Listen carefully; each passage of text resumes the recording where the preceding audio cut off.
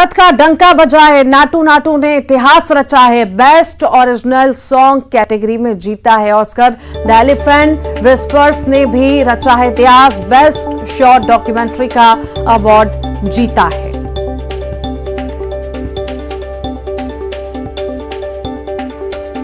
तो ऑस्कर में भारत का डंका बजा है। नाटू नाटू ने इतिहास रच दिया है। बेस्ट ओरिजिनल सॉन्ग कैटेगरी में ऑस्कर जीता है। द एलिफेंट विस्पर्स ने भी इतिहास रचा है। बेस्ट शॉर्ट डॉक्यूमेंट्री का अवार्ड जीता है।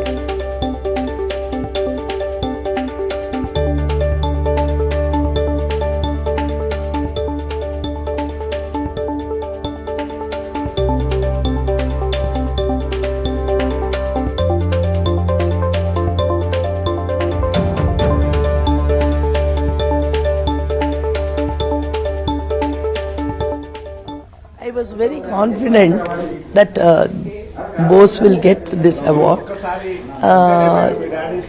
When this new year entered, the first wish I wrote and gave in a empty paper that you are going to win Oscar award, and I signed it. And I think that is the true heartful letters which I have written, and that came true. I really thank Rajamouli sir and his wife Rama Rajamouli and Keeravani Garu and his wife Valli Garu for making a great team and for choosing. पसंद करते उन terms of हमारे culture की हम बात करें, costumes की बात करें, हमारी स्टोरी टेलिंग की बात करें, हमारे पिक्चरों में जो शादियां दिखाते, गाने दिखाते, वो हमेशा ही उनको बहुत ही पसंद किया जाता है।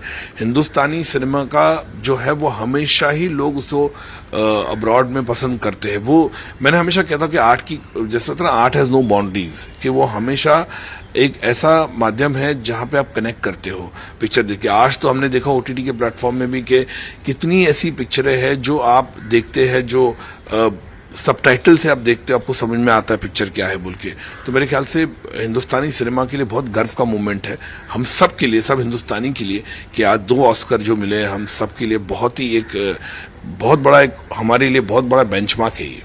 कई बार हमारी कई बड़ी फिल्में ऑस्कर्स तक पहुंची पर अनफॉर्चुनेटली उनको अवार्ड नहीं मिल पाया, तो अब एक रास्ता खुलता दिख रहा है आपको कि हम लगातार हर साल कंटेंटर तो होते ही हैं, इस बार अवार्ड भी मिला है। या डेफिनेटली मेरे ख्याल से ये अच्छी शुरुआत है और टाइम जाएगा, लेकिन मेरे ख्याल से ये बहुत अच्छी शुरुआत हुई है और मेरे ख्याल से हम सबको इस चीज का गर्व होना चाहिए कि आज जो ऑस्कर हमारे हिंदुस्तानी फिल्मों को मिला है और it's a proud moment for everybody.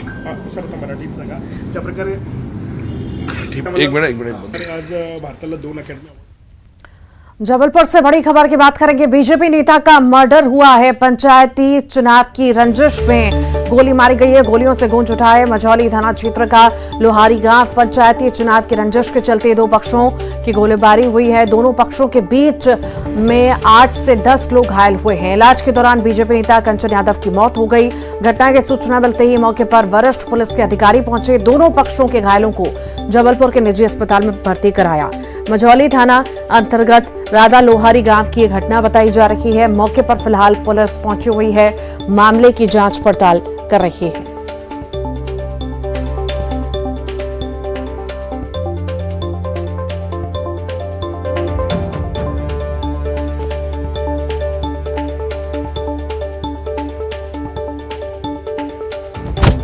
और ज्यादा जानकारी के लिए जितेंद्र हमारे साथ जुड़ गए हैं। जितेंद्र, बीजेपी नेता की हत्या हुई है, मर्डर हुआ है, आखिर क्या है ये पूरा मामला? जानकारी विस्तार से बताइए। देखिए ऋतु, अगर बात करें तो जो है रंग पंचमी के जुलूस में सारे लोग सराबोर थे और एक मामूली सी बात को लेकर दोनों ही पक्षों में विवाद हुआ, जिसमें कंचन यादव की गोली लगने से मौत हो गई। तकरीबन दर्जन भर से ज्यादा जो है दोनों पक्षों के लोग घायल हुए हैं, जिन्हें वहां पर मझौली का जो जिला अस्पताल है वहां पर इलाज के लिए भर्ती किया गया। मगर कह सकते हैं कि मामूली से विवाद ने एक बड़ा रूप ले लिया और इसे बताया जा रहा है कि पुरानी चुनावी रंजिश भी इसे देखा जा रहा है, क्योंकि पंचायती चुनाव को लेकर भी काफी लंबे समय से दोनों पक्षों में विवाद चला रहा था। उसी बात को लेकर कल कहासुनी हुई, उसके बाद ताबड़तोड़ फायरिंग हुई, जिसके चलते कंचन की गोली लगने से मौत हो गई है। ऋतु, जितेंद्र, जब ये विवाद हो रहा था, बता रहे हैं कि लंबा विवाद चल रहा था, कई सारे लोग मौजूद थे जिनमें हाथापाई हुई है कि प्रशासन की टीम मौके पर नहीं पहुंच सकी, और आखिर कितने लोग थे जिनके बीच में विवाद हुआ है, कई लोगों के घायल होने की भी खबर है, उस बारे में भी जानकारी दीजिए।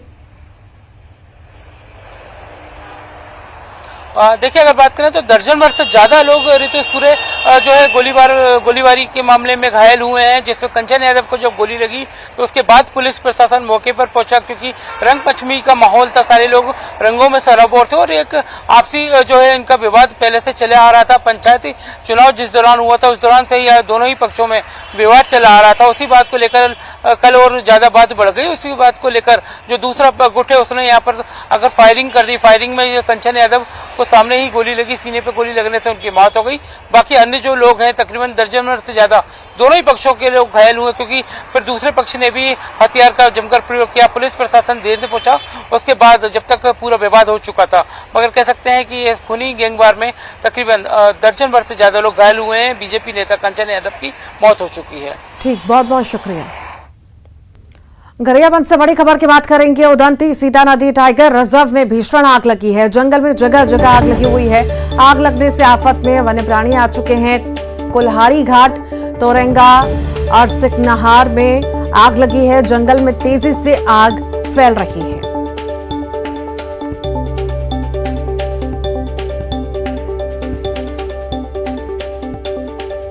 और ज्यादा जानकारी के लिए इमरान शेख हमारे साथ जुड़ गए हैं। इमरान, जंगल में जगह जगह आग लगी है और आग लगातार फैल रही है।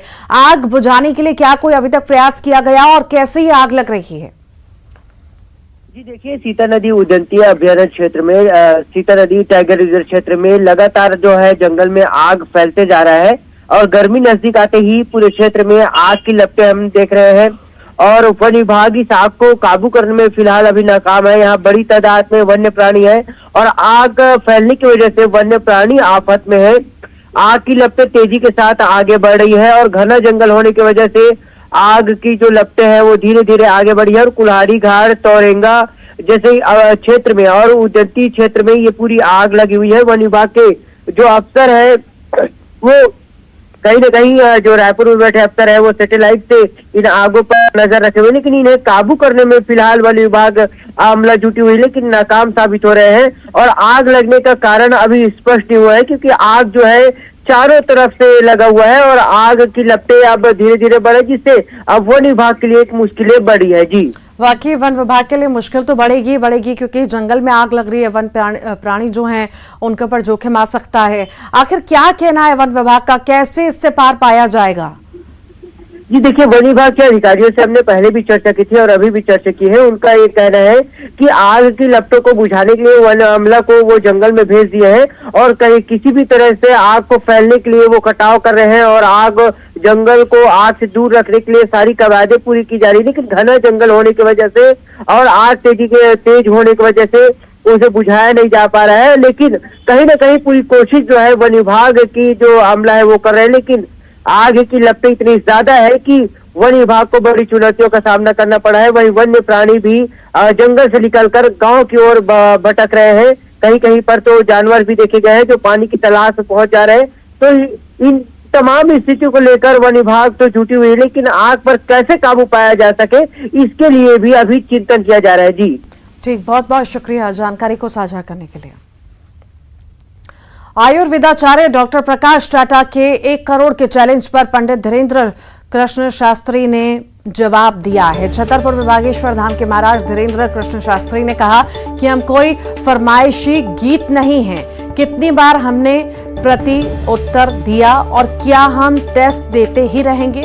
उनके माने तो सस्ती लोकप्रियता पाने के चक्कर में लोग मुझसे चैलेंज करते हैं। गीत नहीं है, कितनी बार एक्सेप्ट नहीं किया, कितनी बार हमने प्रति उत्तर नहीं दिया, कितनी बार टेस्ट नहीं दिया, भला अब यही थोड़ी देते रहे। वो क्या मैसेज देना चाहोगे इस प्रकार के जो चैलेंज करते हैं अपने आप? सस्ती लोकप्रियता पाने का एक नया ढंग पा लिया है।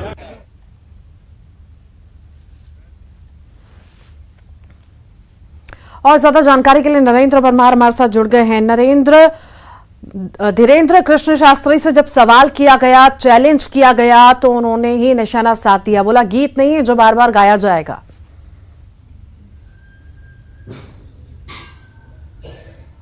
देखिए ऋतु, बिल्कुल जिस तरीके से छिंदवाड़ा में जो आयुर्वेदाचार्य हैं डॉक्टर प्रकाश टाटा, उनके द्वारा 1 करोड़ का चैलेंज उन पर्ची वाले बाबाओं को दिया गया था जो मन की बात या जो पीड़ित की बात को अपनी पर्ची पर उतार देते हैं। उसमें उन्होंने यह भी कहा था, चाहे वो धीरेन्द्र कृष्ण शास्त्री जो बागेश्वर धाम के पीठाधीश्वर हैं वह भी क्यों ना हो। इस चैलेंज को लेकर यहाँ पर बीती रात छतरपुर शहर में श्री राम सेवा समिति द्वारा एक कार्यक्रम रखा गया था, जिसके कार्यालय का शुभारंभ पंडित धीरेन्द्र कृष्ण शास्त्री करने के लिए आए हुए थे। इसी दौरान उन्होंने अपने मीडिया से बात करते हुए उन्होंने इन जो 1 करोड़ का चैलेंज दिया था डॉक्टर प्रकाश टाटा, उसके टाटा की बात का जो उन्होंने कहा था 1 करोड़ का चैलेंज दिया था, उस चैलेंज का जवाब देते हुए उन्होंने कहा है कि वह कोई फरमाइशी गीत नहीं है। वह इस परीक्षा को कितनी बार देंगे, उन्होंने इसको लेकर कई बार टेस्ट दिया है। यहाँ तक कि लाइव मीडिया के सामने भी उन्होंने कई बार इस तरह के टेस्ट से वह गुजरे हैं। और उन्होंने यह भी आरोप लगाया है कि जो इस तरीके का चैलेंज देता है वह अपनी सस्ती लोकप्रियता पाने के लिए एक नया ढंग उन्होंने निकाल लिया है। जो लोग प्रसिद्ध होना चाहते हैं, जो लोग बागेश्वर धाम के महाराज के साथ पॉपुलर होना चाहते हैं, अपना नाम जोड़ना चाहते हैं, वह लोग इस तरह के चैलेंज दे रहे हैं। तो उन्होंने कुल मिला के ये कहा है कि जो भी लोग इस तरह के चैलेंज दे रहे हैं उसको वह बार बार इस परीक्षा से नहीं गुजरेंगे। उन्होंने कई बार इस तरह की परीक्षा दी है और कई बार वह जनता के सामने अपनी स्थिति स्पष्ट कर चुके हैं। कुल मिला के यह कि बागेश्वर धाम के बाबा जो महाराज हैं पंडित धीरेन्द्र कृष्ण शास्त्री, जो वह पर्चा बनाते हैं, उनकी तरफ से उनका यही कहना है कि वह पर्चा जो पीड़ित है उसकी मन की बात को जानकर, उसकी पीड़ा को जानकर बनाया जाता है। इस तरह के चैलेंजों को उन्होंने स्वीकार भी किया है। कई बार इस तरह की परीक्षाओं से वह टेस्ट से जूझे भी हैं और उन्होंने इस तरह की सफाई यहाँ पर देते हुए सभी के सामने कहा है कि सस्ती लोकप्रियता पाने के लिए इस तरह से लोग हथकंडा अपना रहे हैं। जी ऋतु। नरेंद्र, अब कुल मिलाकर माने कि पंडित धीरेन्द्र शास्त्री जिस तरह से मुखर हुए हैं, जब उन्हें चैलेंज किया जा रहा है और वो साफ तौर से बयान दे रहे हैं, तो अब कहीं ना कहीं उन्हें कोई भी चैलेंज करेगा तो वो उनके चैलेंज को एक्सेप्ट इस तरह से बिल्कुल नहीं करेंगे।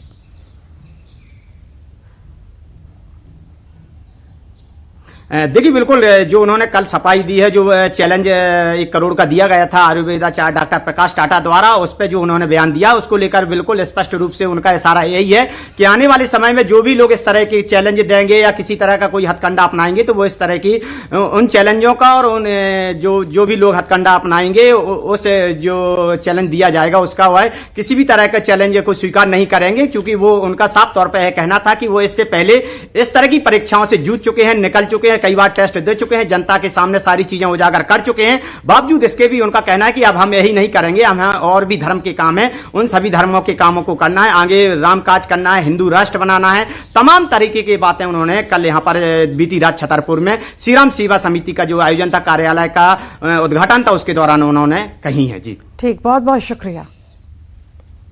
दुर्ग से बड़ी खबर की बात करेंगे। पीएम मोदी के भिलाई दौरे की तैयारियां अब शुरू हो चुकी हैं। मई के अंतिम सप्ताह में भिलाई आ सकते हैं प्रधानमंत्री नरेंद्र मोदी। पीएम के दौरे को लेकर प्रशासनिक तैयारियां तेज हो चुकी हैं।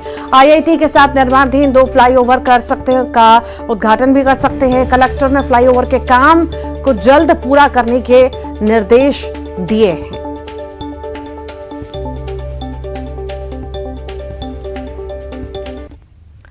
अंबिकापुर से बड़ी खबर है। बोर्ड परीक्षा में सामूहिक नकल, डीईओ ने इस पर बड़ा एक्शन लिया है। केंद्र अध्यक्ष, सहायक केंद्र अध्यक्ष, क्लर्क हटाए गए हैं। परीक्षा केंद्रों पर केंद्र अध्यक्ष की नियुक्ति की गई है। 10वीं बोर्ड की परीक्षा में सामूहिक नकल कराई जा सकती है। निरीक्षण के दौरान ये सामूहिक नकल का खुलासा हुआ। शासकीय हाई स्कूल लवगांव का ये मामला आपको बता रहे हैं। बलौदा बाजार के भरका गांव में एक ऐसा कुंड है जिसका पानी कभी नहीं सूखता। भीषण गर्मी में भी इस तालाब में पानी भरा रहता है। आखिर क्या है इस तालाब का राज, आइए जानते हैं।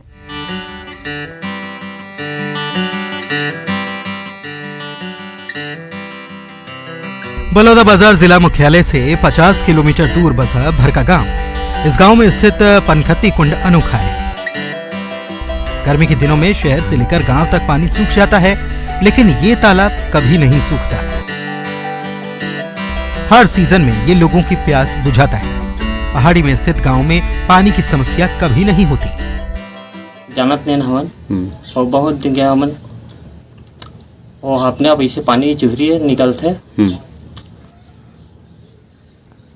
और पानी के हमन निस्तारी करथन और बहुत दिक्कत मतलब घाट है चढ़ के आथन हमन वहाँ से पानी उठाते हुए। ठीक था। हाँ अभी भी पीथा नमक पानी ला।